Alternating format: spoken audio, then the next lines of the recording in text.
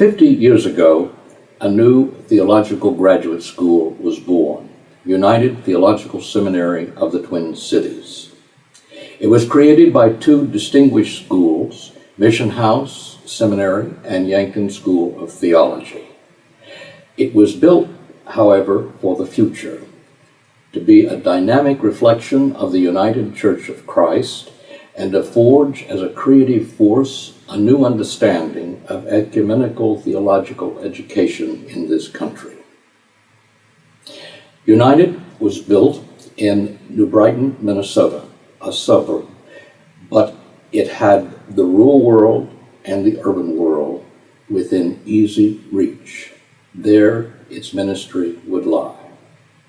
A new school was born, the first and only new theological seminary of the United Church of Christ, and one of the first ecumenical seminaries in the United States.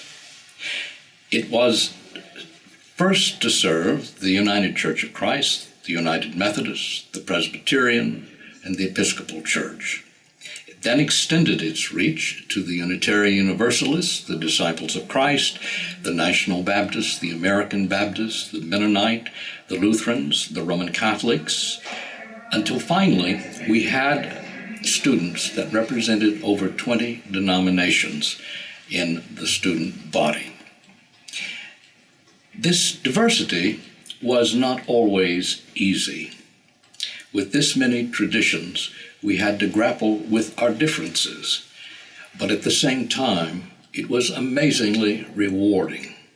And the whole community, the faculty, the students, the administrators, the board, the friends, the churches, discovered that as they dealt with the diversity of the community, they found paradoxically the common ground in which each was rooted. I've often thought, as a participant in this amazing venture, that surely God was well pleased. One of my convictions about United is that it's very, very grounded in the Christian tradition. But it's also very convinced, we're convinced together, that you can ask as many questions as there are to ask and find adequate responses. Doesn't mean you don't have to work for those adequate responses, and that isn't tough work a lot of the time. But that's one of the things I especially like about United Seminary. We hold very firmly to the Christian tradition. It grounds us. We're centered in it. And we can range pretty far afield then in order to ask all the questions we need to ask. For me, that's a great strength of this place. It seems to me that people are committed to a kind of religious or theological depth in their lives. So while they're working to learn information, professional skills, they're also trying to develop themselves as decent human beings, grounded in a religious tradition. And we talk about that all the time. So not a day goes by that we don't talk together about the big questions. What it all means, why we're here, why things are the way they are, and sometimes they aren't so good, how they could be better. So I think that constant need to pay attention to questions of religious depth, which is also social depth, makes this a place where we're close to each other. I think the seminary has an exciting future, and it's exciting because it does include people who are going to go into the world who will make a difference in a small town, in a suburb, in a city, in the law profession, and in teaching and in social work. They will make a difference. And in the day in which we live, we desperately need the people who will make a difference. That is a difference which will help heal the brokenness that we experience in this society, the divisions of groups over against groups. We need people who will make a difference because they will lead their churches in responding to the issues that rip through and are destructive forces in the life of communities. So what we do and what we will continue to do, and this is why I feel good about our school, is that we will continue to educate people for leadership.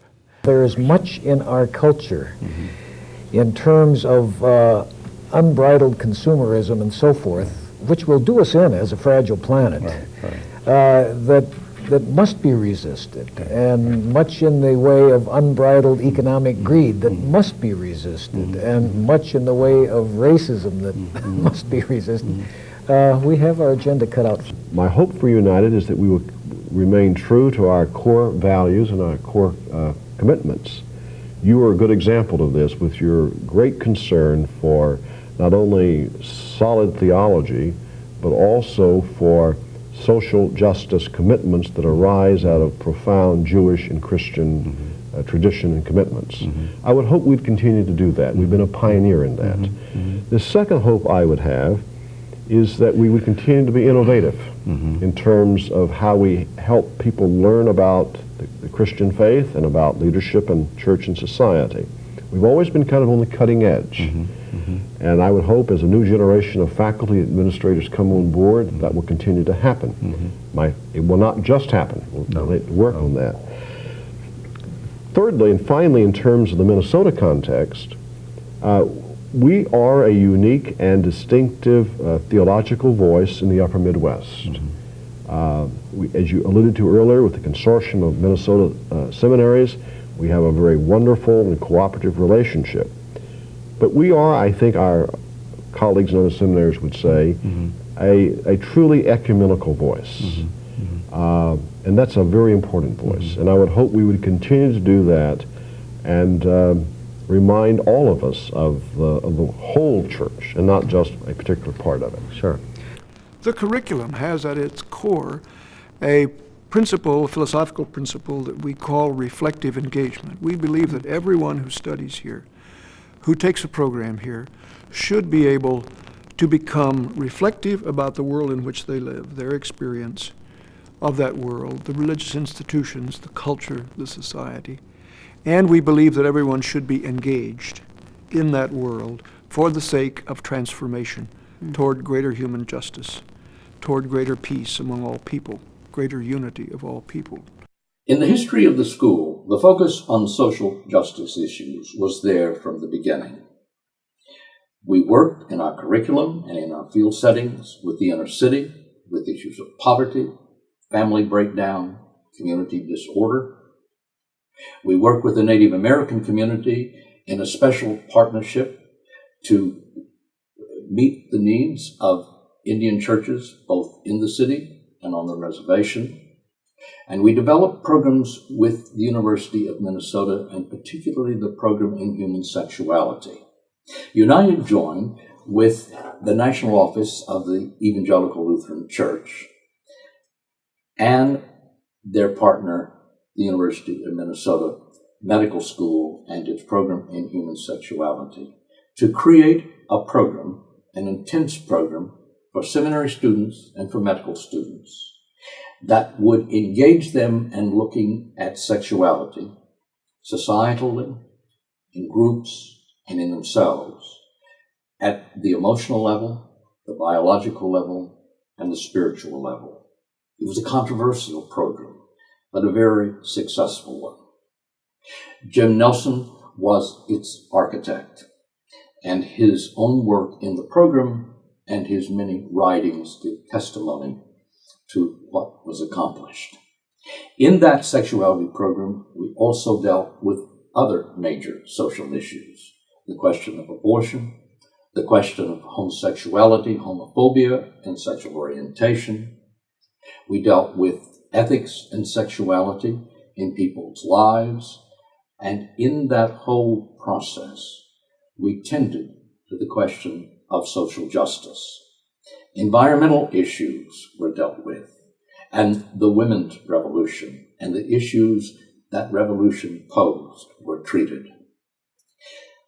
But of all of these issues, the issue of civil rights and racial justice was a continuing matter dealt with from the beginning of the seminary's life. We had members of the faculty who went on the Freedom Rides. We had students who protested against racial segregation. We developed a white racism workshop that was used not only by our students, but by students in other seminaries, by churches, and by community organizations. We developed a church and race program. And the treatment of that issue is still ongoing, or it is still ongoing in the society where we live. Our treatment of war, which occurred around the Vietnam War and reappeared in the wars regarding Iraq and Afghanistan, became another matter to be treated under the large rubric in the midst of our work with racial justice. United Theological Seminary has been an inclusive presence in the life of the church and the world. It has made culture the context for talking about God and humanity, and it is sought to help the world realize the humanity that God envisions us all to have. May United Seminary, in the next 50 years, continue to respond to the world's ills and to celebrate its wonder. United has never been afraid of speaking the truth to power. And it also has never been afraid of creating beauty. And when you bring those together with a strong sense of spirituality, you have a jewel of an institution that should not be lost, but should be burnished.